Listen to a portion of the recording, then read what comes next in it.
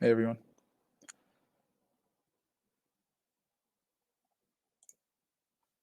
Just gonna get some things set up before I start here. So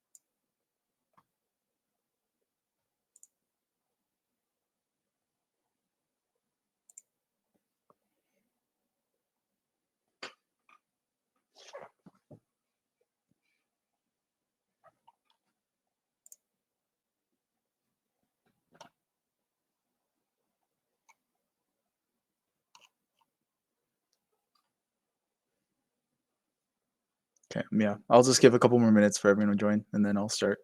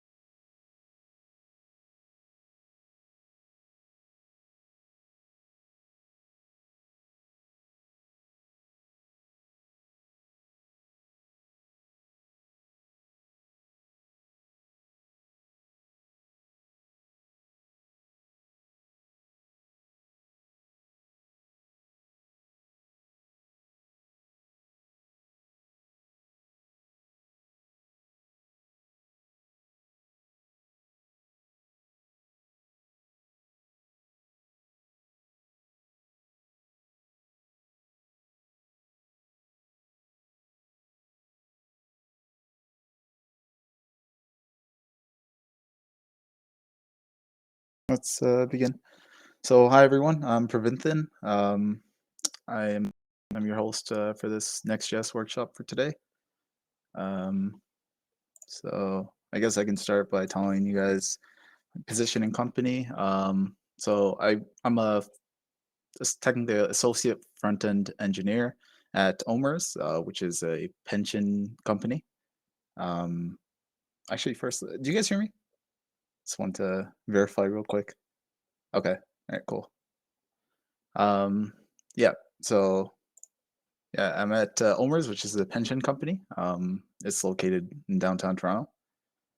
Um, yeah. So for this workshop, I'm just going to be showing you guys why Next.js is like the next big thing. So I'm sure most of you already have some, background knowledge in React or JavaScript in general. So Next.js is kind of just uses React in its framework and just in general helps developers out. Um, so all the annoying things you had to do in React, setting up Webpack and everything, that stuff is kind of taken care of you for this or in this framework. So I'll just be going over everything. Um, so first, I just wanted to go over some of the why Next.js. So they have a really good. Let me add this. So they have a really good, I guess, feature set. So first thing, I'll talk about a couple things. I'm not going to talk about everything in this workshop, but yeah. So the first one is going to be image optimization. So image optimization is a pretty big part of Next.js. It comes straight out of the box. So uh, you won't actually find or even get next or image optimization from like regular, React and stuff. So you have to kind of set that up by yourself. Especially the only way you can technically do it is using a server, and that's the reason why Next.js is so good is because it comes bundled with the server. So yeah, next up is internal nationalization. Sorry, that's a good feature, but I'm not going to go over this. Next.js analytics, also not going to go over that. So zero config. So everything you need kind of comes out of the box for Next.js. You can likely build an app, with very little configuration required. Uh, SSG and SSR. So SSG is static site generation, and SSR is server side rendering. So I'm going to be talking about that in this demo. And what else? So incremental static regeneration. So we'll go into this in depth in the workshop, but yeah. TypeScript support. So TypeScript is a kind of huge thing. I generally don't start a project without TypeScript. Just because using JavaScript by itself without any sort of types is kind of painful, especially when you're debugging. So fast refresh. Yeah, so like when you're developing, if you sort of update your code and then uh, usually like in React, your browser updates, but in Next.js, it tries to keep track of the state as well. So like if you have like a form filled in, um, it will track all the fields in there.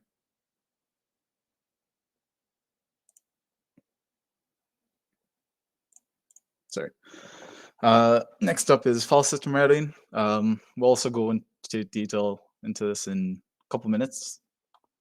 API routes, yeah, we'll go into that. Built-in CSS, yep, and code splitting and bundling. So I think code splitting and bundling is one of the biggest features of Next.js, or one of the bigger ones.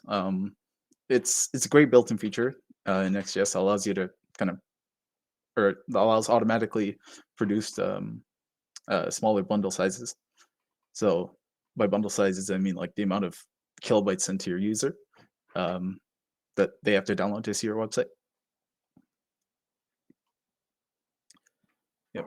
So we'll just go over this. So first, I'm just going to be talking about how to bootstrap the project. So first, just if you want to follow along, you can, but it's not necessary. Yeah. I'm just going to switch into my PowerShell here. So right now, I have a directory set up just for Active Valley. I'm just going to put my project in here. So first, I'm sure some of you are familiar with, before I pre-React app. Oh, sorry. So I'm sure some of you have seen this before. So for Next.js, it's a bit different. It's this. Oops. So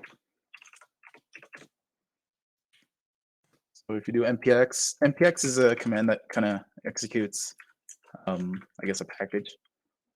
And then I'm just going to name it HTV workshop.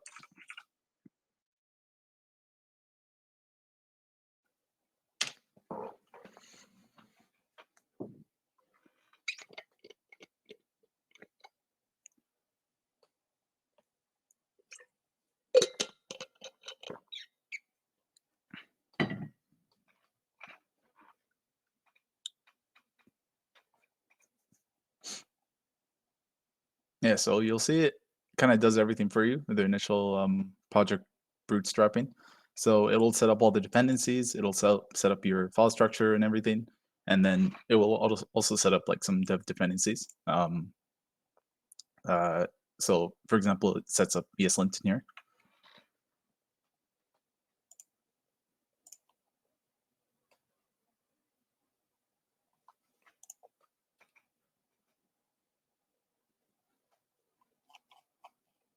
Okay. So it's gonna cd into this first, and then open up VS Code.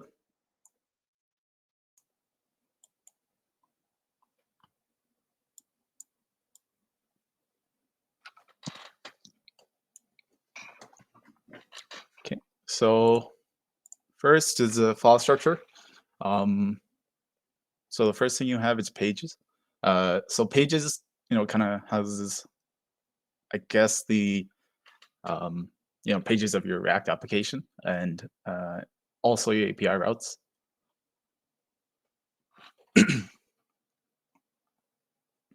So app is our rootmost component. It's kind of like the overall page of your app. Index.js is going to be your homepage. And then public basically just houses some public assets. Styles is the CSS.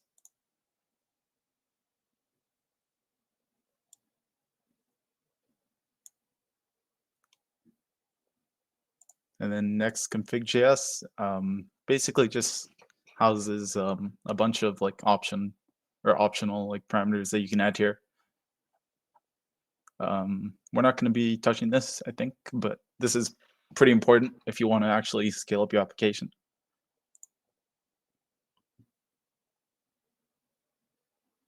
And package.json. Yeah, so this just shows you all your dev dependencies and dependencies, as well as your scripts. So most important thing is going to be your scripts. You're going to be running off of this. So first, I'm just going to do npm run dev.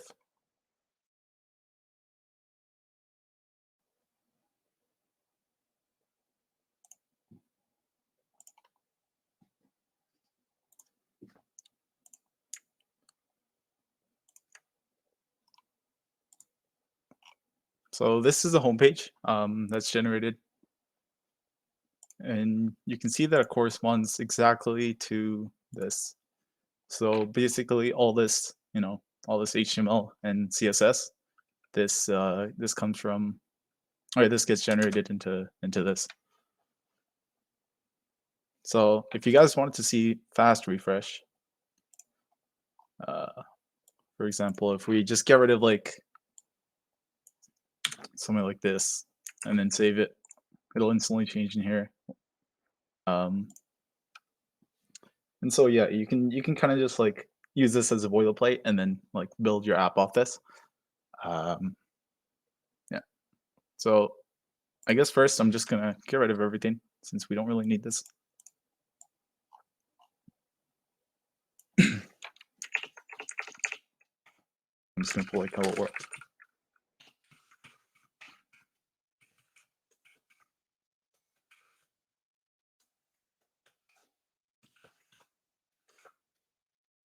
Okay, so see that says hello world right now.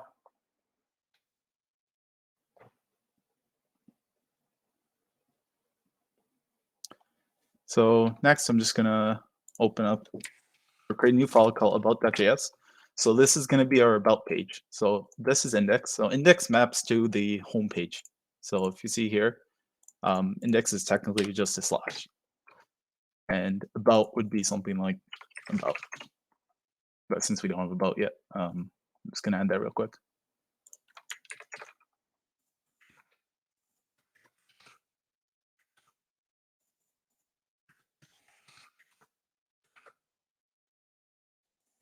So right now you can see that this is the about page, and then when you go back home, it will be the world page, or sorry, home page. You can also do stuff like nested, I guess, paths. So you can do something like create a folder, and then inside that you can have index.js. But here I'm just going to do fact.js, and then I'm going to add this, and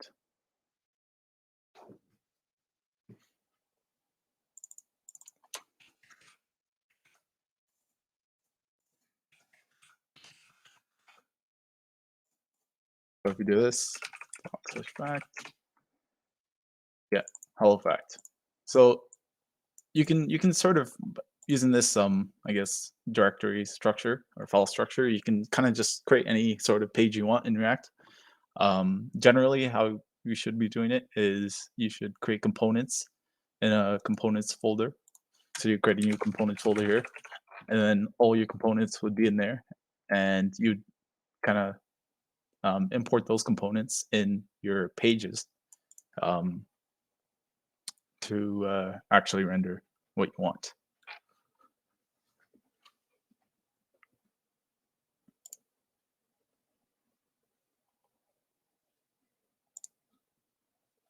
Okay,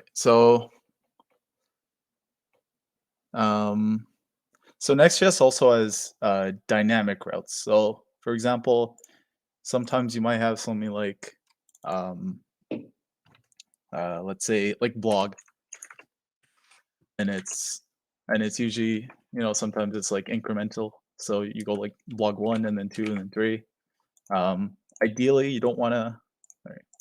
Ideally, you don't want to just create a new JavaScript file for each one. So Next.js has like something like this. It's like a specific syntax I use.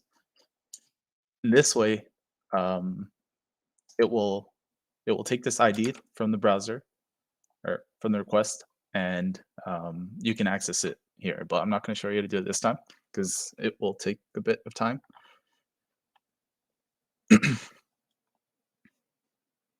But yeah, just know that you can actually use this sort of syntax to get the ID.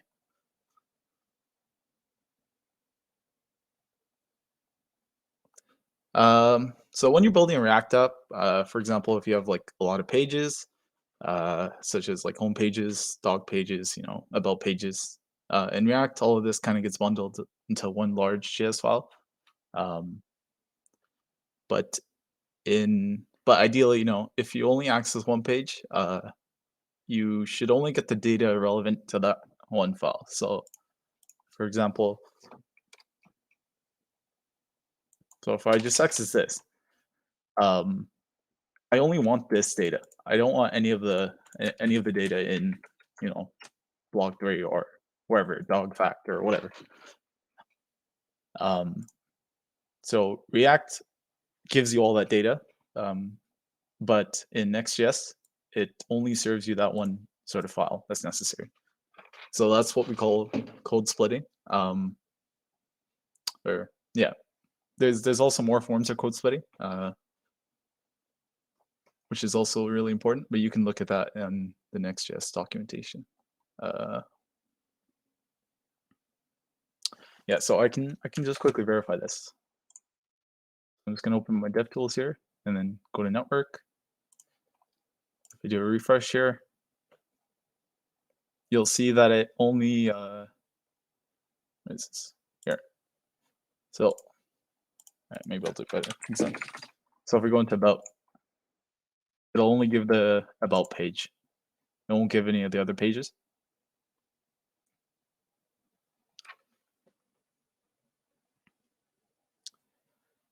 So next we'll move on to image optimization. So image optimization is actually a huge feature in Next.js. I'd say it's one of the most used. So basically, usually in React or I guess a lot of frameworks, what happens is that you just sort of drag in the. Sorry, let me bring up the.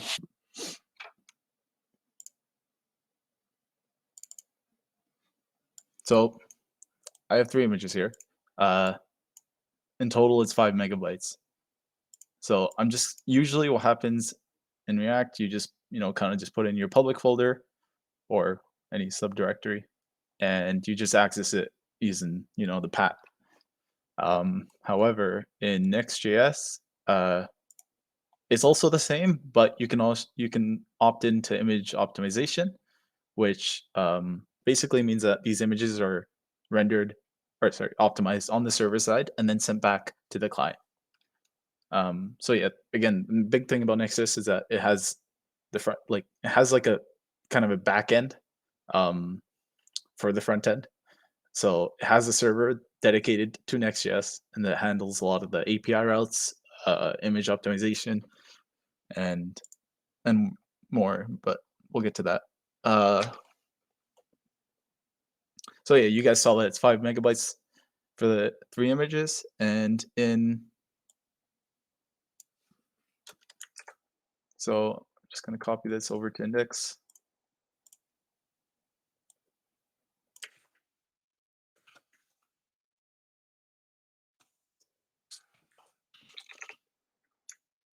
I believe it's this.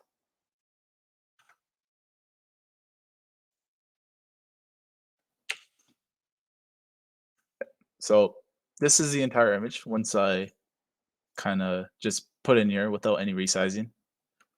Um, and this is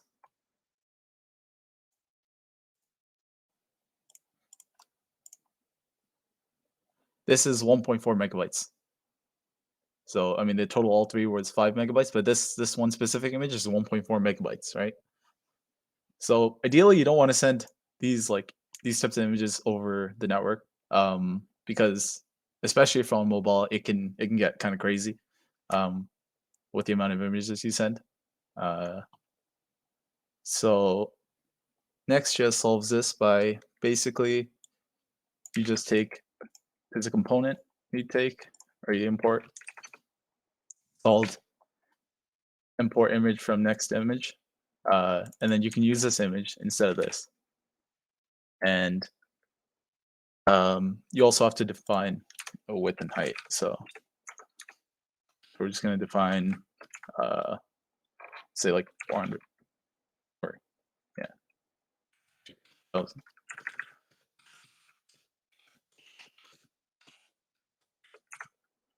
And let's do 500.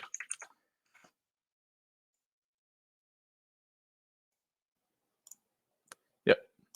So, okay, the image got shrunk a bit. Uh,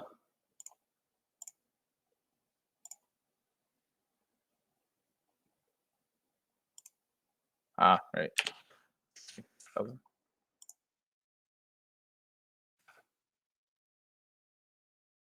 Okay, whatever. It doesn't matter how you size it, but basically now, so it's the same image. All right, maybe there's an easier way to do this. Sorry, 1 second. 6,000 by 4,000. No, I'm just going to show you the exact one-to-one comparison. All right, there you go. So this is the same image, but this is optimized by the server. So you'll see now that if we open up DevTools, give it a refresh, you'll see that the image here is 180 kilobytes. So that's a huge decrease in size, and with basically no like no hit to the actual image quality itself.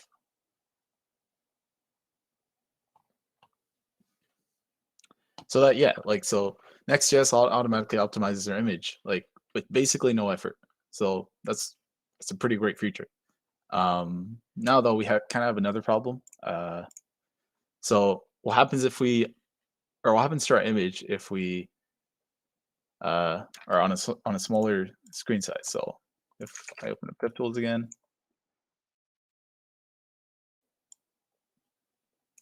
and just try to make it smaller, it's the same image. And you ideally you want to kind of send different images for different kind of screen sizes. That way, mobile users don't get this, don't get a large image. Whereas desktop users can actually get a good quality image that is still within a decent size. So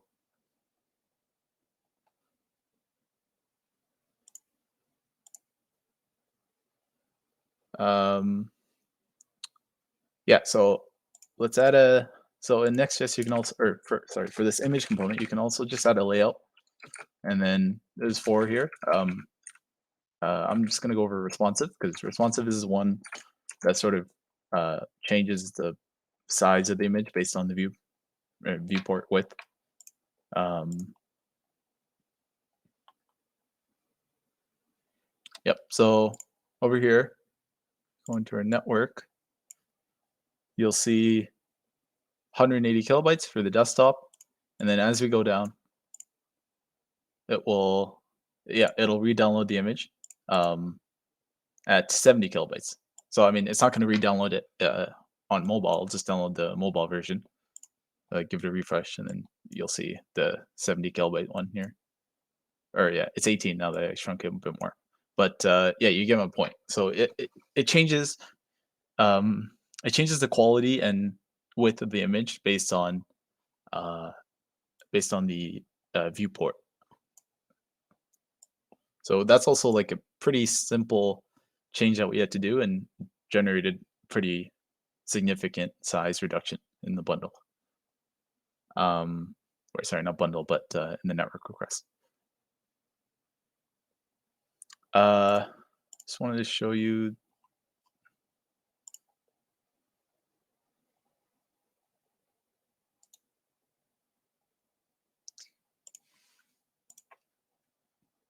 So you guys can see here that so this is like a plain image object. It technically just converts it to a plain image object surrounded by div, and it does its own like magic on the server to provide the correct image.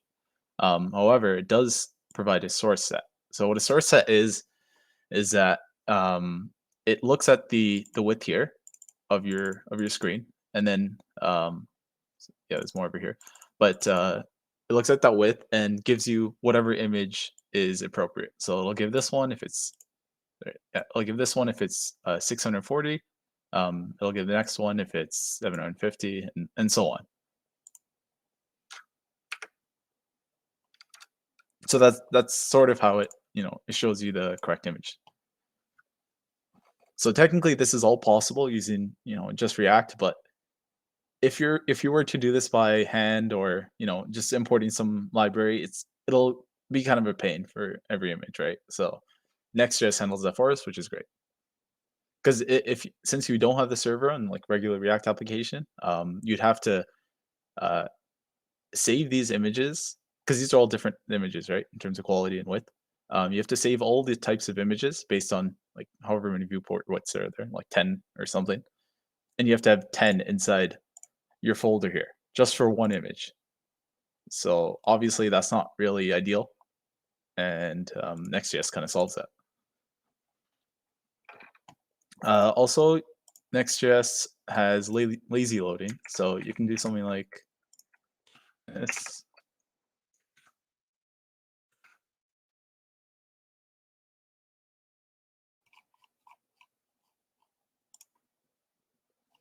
There we go.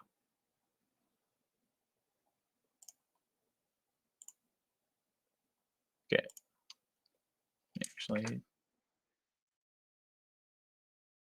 I'm just going to hard reload here, and you'll see that these images are kind of streamed in as soon as you reach the next image. So so at first, this is in the initial viewport. So this will load, it'll load this image first. And then as you go down, you see there's a bit of white flash before it loads this one.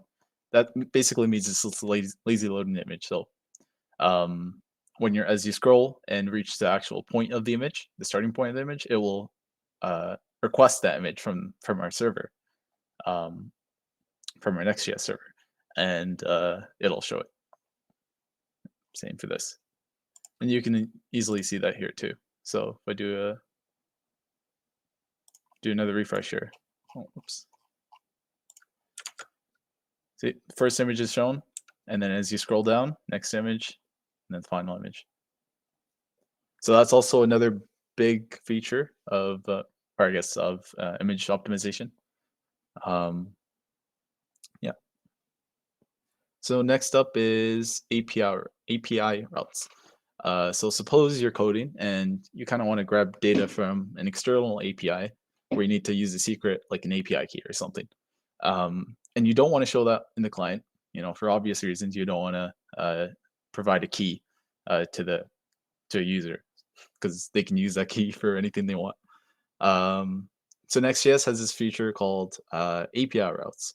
So you can use those to call your external APIs through that API route and hide your secrets. So this is just one use case, but there are infinitely many use cases with the API routes. Think of it kind of like a server, I'd say. So like a mini endpoint, and not a server, yeah, a mini endpoint. Um, so they're held under pages under API. So it looks like Next.js already set us up with one.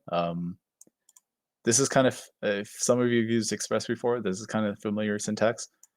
Uh, yeah. So if we, and we can even try this on the browser. So this is under API hello. So if we go over here and we do API/hello,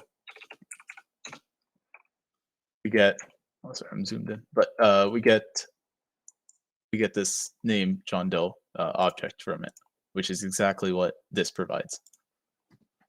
So you could do anything here. You could, yeah, you could hide your secrets in here, and you can do whatever you want. You can even call your database from here if you wanted to, but that's probably not preferred. And yeah, everything will be hidden from the user. So this part of the code isn't bundled and sent to the client. So that's the main thing. Since this is technically part of the server, it's only part of that server file, and this won't get sent to the user.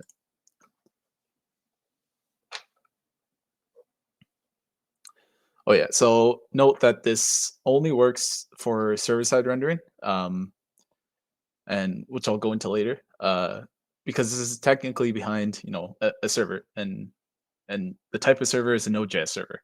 So um, so if you don't have server-side rendering enabled, API routes and image optimization, anything that uses a server, uh, anything Next.js uses as a server would not work and would be disabled. So, for example, I'll go into this right now, but so the SSG is static site generation, and SSR is server side rendering. So SSG is only, or would only kind of show you the files. So for example, if I go into, let me get rid of these images. Just gonna replace them with hello world again, or hello, sure. So it will only serve you this, I guess, HTML file. It'll send you raw HTML files, and but static site generation is a huge thing. But generally, a lot of people use Next.js for the server side rendering and static site generation combined. Usually, you don't turn off server side rendering unless you already have a backend set up, and a lot of the features Next.js isn't really, or a lot of the features Next.js provides isn't really worth using. Um, so yeah, I'll go into static site generation right now. So normally in React, when you create a page, or you can create a page, but the issue is, so like these are pages, and you'd create them the same way you do in React. Um, uh, but the issue is SEO crawlers. If they can't see the content, uh, because in React everything is technically just hydrated after. Uh, so the only thing that's served is literally just a div. So it will, maybe I can show you this. I don't have it here, but some of you may have seen like div, like an empty div and then ID root. That's basically the entry point for React to push all your HTML in after the JavaScript kind of runs. However, for Next.js, um, oh, actually, sorry. Maybe I should explain. SEO, if for those of you who don't know, is kind of like the magic sauce behind getting good search results. So if you're wondering why your website is poor search rankings, so for example, if you have like your 10th place on Google or something, even though your website is decently popular, one of the main reasons um, is that it might have poor SEO. So you can fix that to an extent using things like SSG and other techniques. But I won't go over the other techniques since they're not really related to Next.js. Uh, so yeah, so technically some crawlers. Maybe I can actually do this real quick.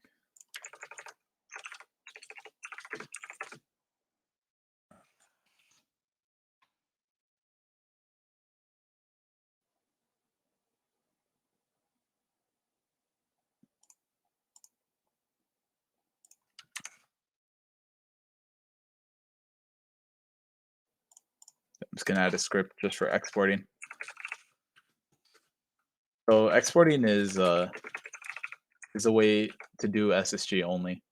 So when you call this export, um, it lets Next.js know not to bundle any of the or not to bundle, sorry, not to include any of the I guess server like Node.js server and all that stuff. It's just only the raw HTML that's going to be given. So once I build, I can do an export. So net npm run export, and the files are written to this folder called out. So here's all basically the folders that and Next.js will serve to your client or to your user. So for example, in index, this is not pretty. So in index, this is all it shows. So literally just a bunch of scripts and that's it. Yeah, just more script. And oh, and you can see here the hello part. So in React, it'd be something like root, and then this would be empty. So this is all it shows to crawlers. And yeah, technically some crawlers like Google bot crawlers, they can or they say they can run the JavaScript to hydrate the HTML. Um, However, honestly, in my experience, it's not always like this. It's a bit it's a bit wonky, so I wouldn't even risk it. Especially if I'm a company or a dev in a company, I wouldn't really want to risk SEO to be left to like RNG.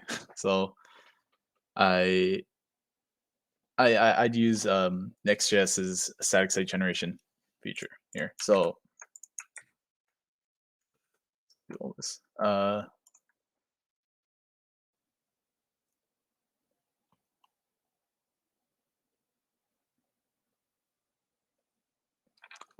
Yeah. So I guess if some of you are familiar with Gatsby, you might be asking, what's the difference between Gatsby and Next.js?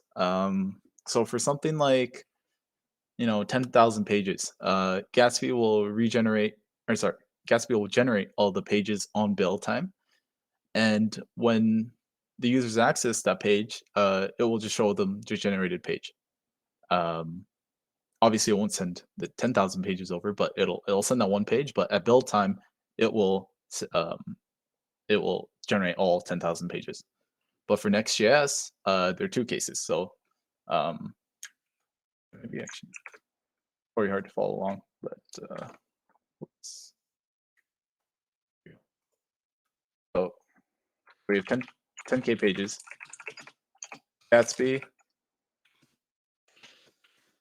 um, Gatsby generates all 10K at build time and sends one when a user requests one. So Next.js, on the other hand, it has two cases here. So it has SSG only.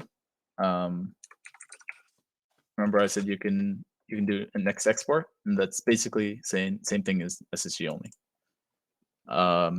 So it's the same as Gatsby. So it will generate all 10K pages at build time and then sends one when the user requests it. But there's another case where you have the SSG and SSR. So this is basically just a regular, in terms of package JSON, it's basically just a regular build and start. So in this case, it won't generate any of the pages on build time. Generates none or no pages. So it generates no pages at build time, unless you want it to, of course. And then when a user visits that page for the first time, it will generate that page. So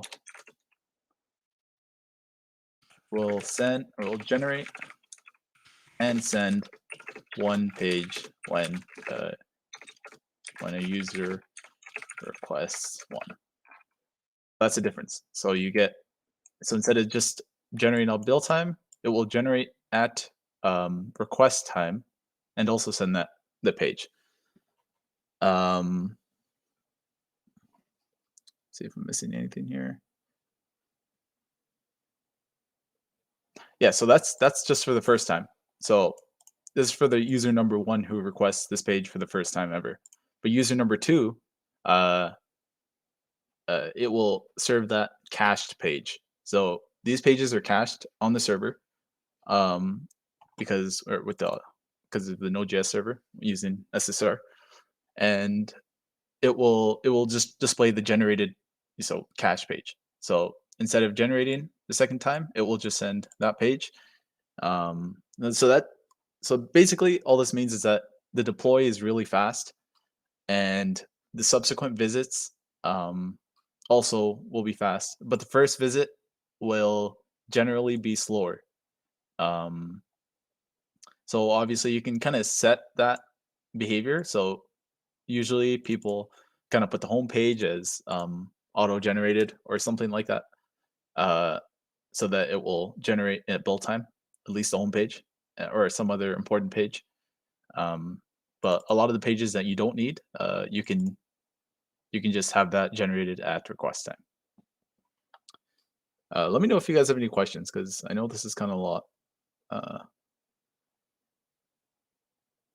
But otherwise, that is pretty much the difference between SSG and SSR, as well as the combination of it.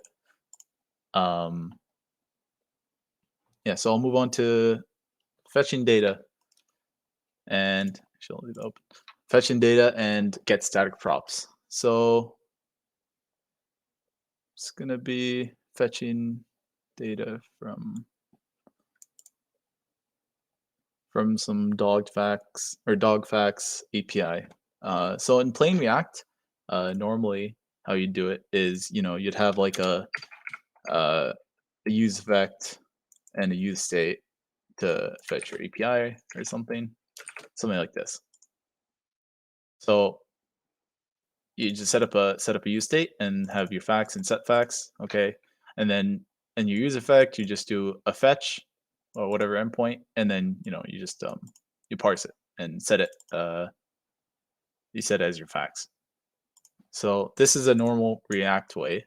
You can technically also do this in Next.js, but it's not really recommended a lot of the time. So I'm just going to show you how this works, or show you the Next.js way.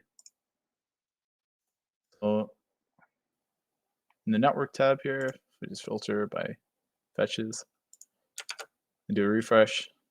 Oh, whoops. Gotta run my server.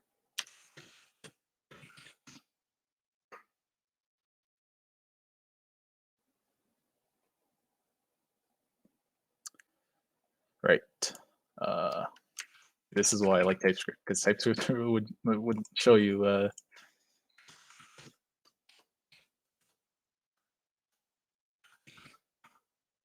there you go. And then also use effects.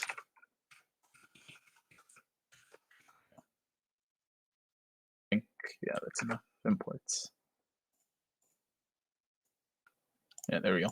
So, yep, you can see, oh shoot.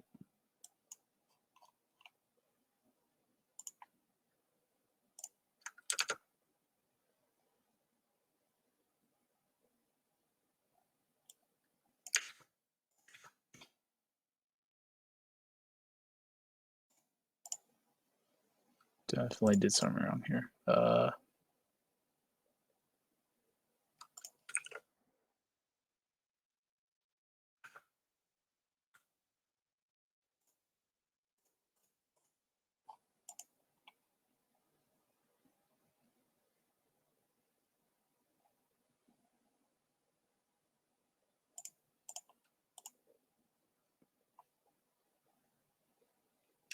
Okay, well, I guess I can't really show this since it's not working.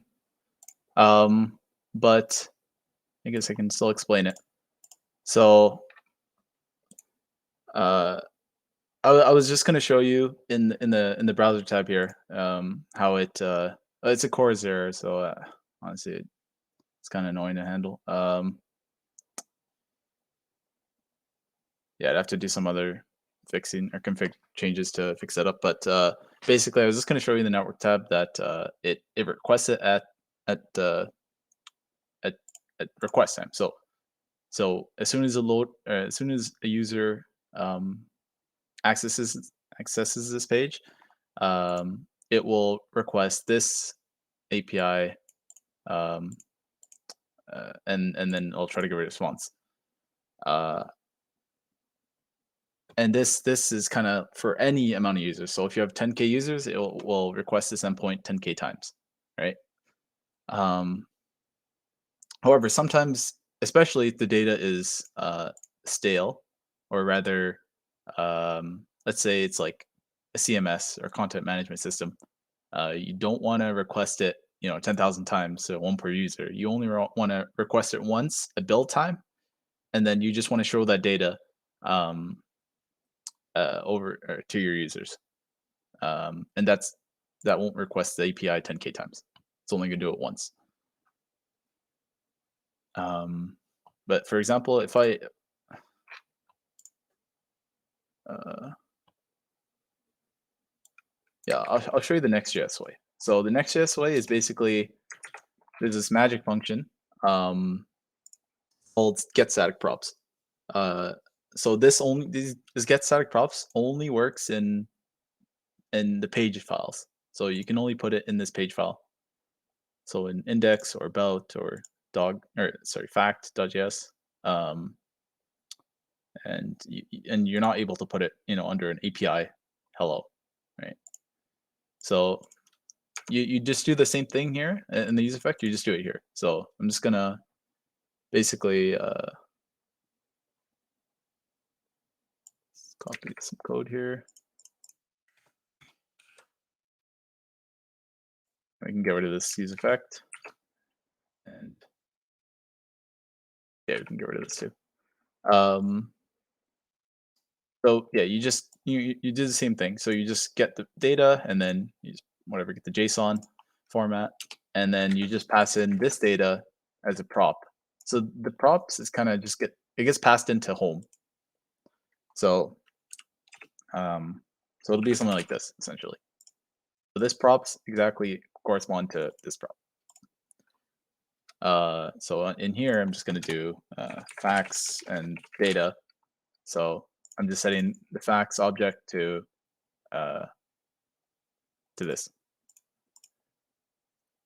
So I'm not going to do props. I'm just going to destructure here and just do here. Um,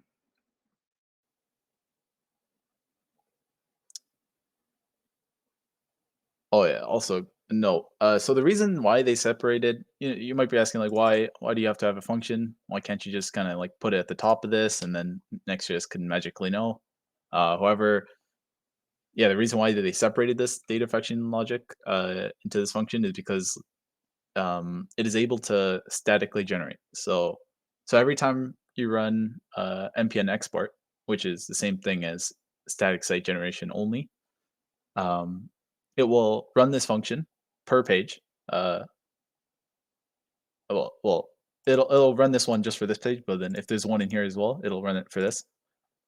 Um, it'll run that, and then it'll fetch the data at build time and populate it in the template. So basically, the home component would have whatever data is in here. So let's just get rid of, and then just do, um, I guess we can just do fax.map, and then you can just, since it's not going to work, I'm not going to actually do it properly, but let's do fact and then fact dot whatever.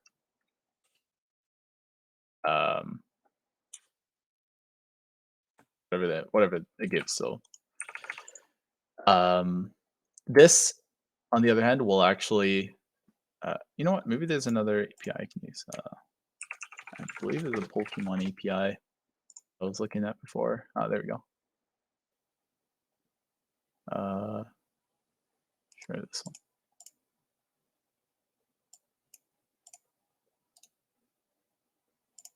So this one should just give. There we go. Okay.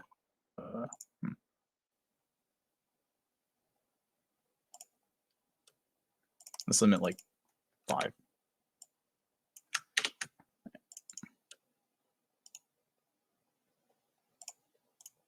It should just give. Yeah, there we go. Okay. So I'm just gonna use this instead.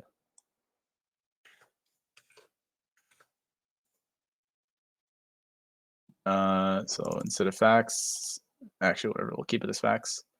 So this is basically let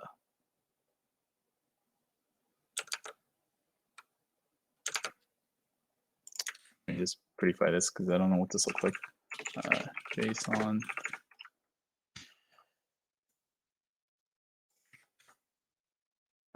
So we just want results here. Okay.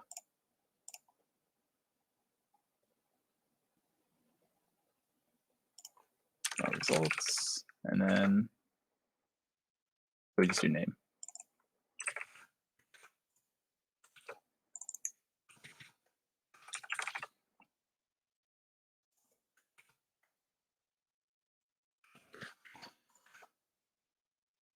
So here we should get the. There we go. Nice. I'm just gonna add a.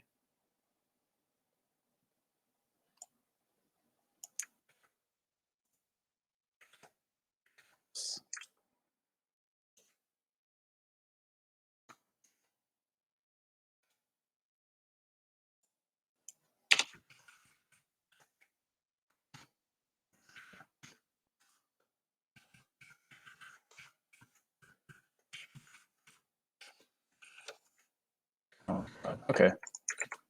I'm blinking right now, but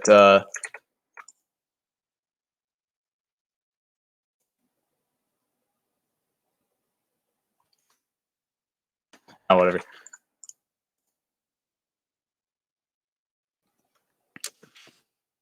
Whatever, new line. Let's make it easier. So yeah, you see all these. You see all the Pokemon here.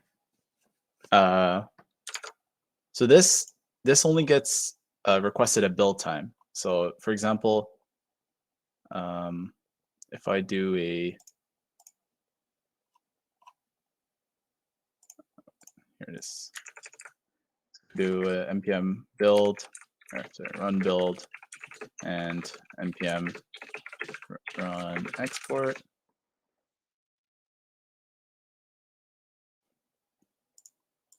Yeah, we'll see that in the network tab, it will only have the data. So actually, I don't even need to show the network tab. I can just show you this. So in the index here, see, there we go. So we have Bulbasaur, Ivysaur, and so on. So this is generated at build time. So users aren't actually requesting this endpoint or fetching this endpoint. We fetch it as, or sorry, the server fetches it, and then it just spits it out into HTML so that all users can see the same data here.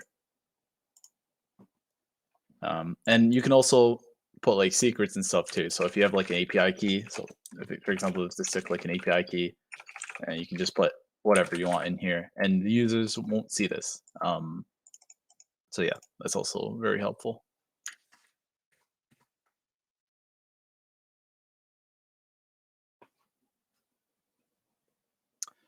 Yeah, so just to, I guess, sort of drive it home, so if I do a console log in here, so this would be server, And then in here, we just do like log client.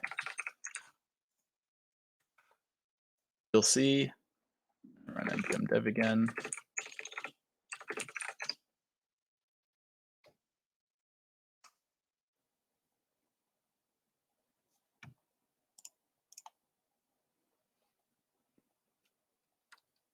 Yeah, so if you open up DevTools here, so yeah, see, I only printed out the client in here, right?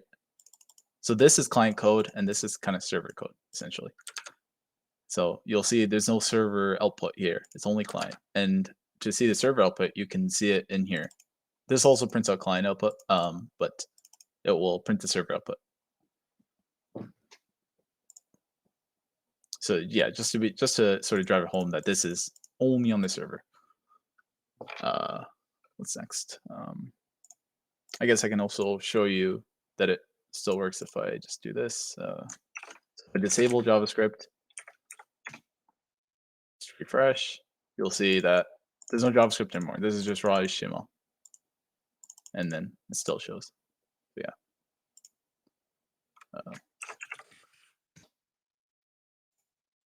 So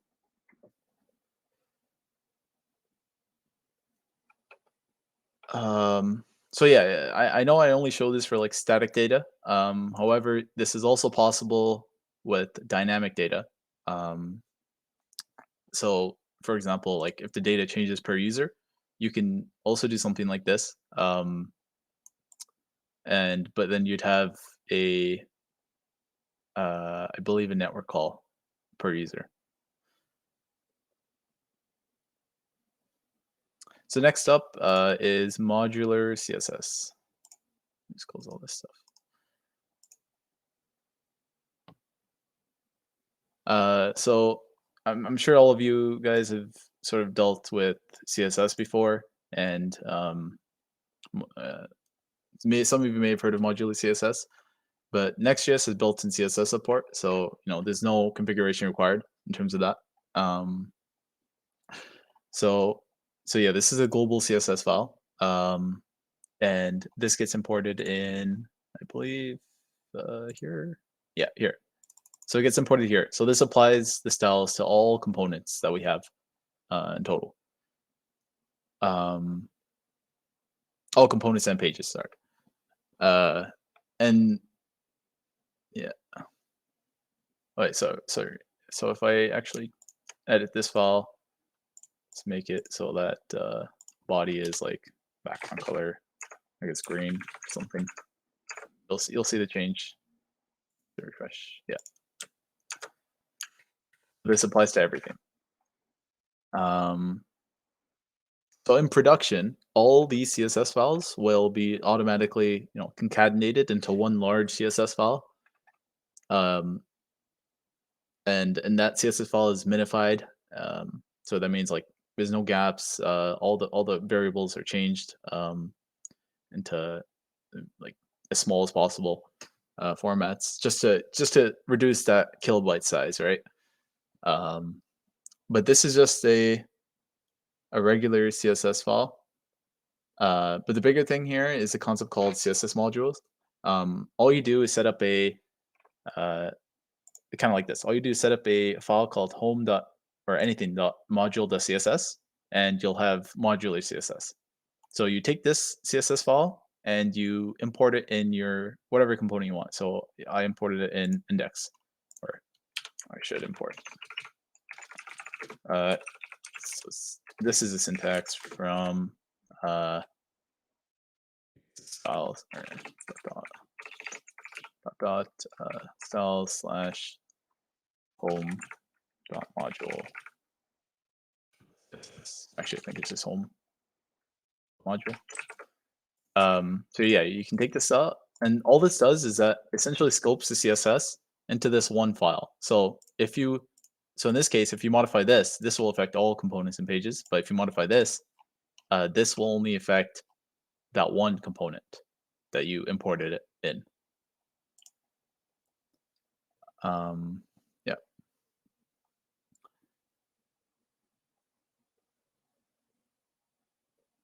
This also supports SAS and SCSS. Just to let you know, which is SCS or SAS is sorry, SCSS is my go-to for CSS. I don't usually use CSS. Um, and there's also CSS and JS for those of you who like that. Uh, yeah. So yeah, we're almost done here. Let's go through like two more things. So in terms of deployment, for SSG only, as I said, you run npm run export to get the static HTML, uh, and then you have all your files in here, and you just serve this entire folder to whatever platform hosting platform you're using. Um, for SSR, you do npm run build, and then you do npm run start. Uh, to get the full features of Next.js, so image optimization, API routes, and so on. Um, and to use that, you have to have a proper hosting machine because you need to host your server somewhere, right? Because Next.js comes bundled with server. Um, so you could use stuff like uh, DigitalOcean, VPSs, stuff like. There's also something called Vercel. So my recommendation is to use Vercel since you're starting out. It's a cloud platform made by the Next.js team. Everything is tuned extremely well um, for Next.js apps, and it's definitely one of the better choices for side projects. For SSG only, yeah, I'd say you can use stuff like Netlify and whatever static site hosting you want, really. Um, so yeah, just to go over some caveats of Next.js, I guess I really want you to understand that there are two contexts to your app, the client and server, right? So when installing dependencies, you got to be careful about like how are you using them. So if you're installing like a client-based package, so something that kind of modifies, the client data. So for example, if I do like a console.log here, and if I do like window dot location, so this technically works in the client. However, it's not going to work in the server context because that window object doesn't exist. So I think this might give you. Oh, oops, let me get rid of this. Yep. So window is not defined. So this is on the server side. It's generating this error. So yeah, you just got to be careful of what packages you're using. Um, as long as you're aware that there's the server and the client in Next.js, you're fine. Um, so yeah, so that's basically the workshop I wanted to, or everything I wanted to show. I guess I'll just do a quick recap of everything. So first we went through bootstrapping, the project, and then we went through file system routing. We did code splitting and bundling. We did image optimization. We did API routes. We did static site generation and server-side rendering. I showed you how to fetch data from or using, I guess, get static props. I showed you how to do modular CSS and deployment, of course. So this is basically kind of like some of the main features of Next.js. And yeah, I mean, if you're more interested, I highly recommend just checking out the website. They have amazing documentation here, and so whatever issues you have here, you can probably find it. So image optimization is generally one of the harder things to like learn, um, especially if you want a more customized behavior. Uh, so yeah, yeah, definitely look at the docs, and yeah, hopefully you guys can create some projects with this. Yeah, thank you guys.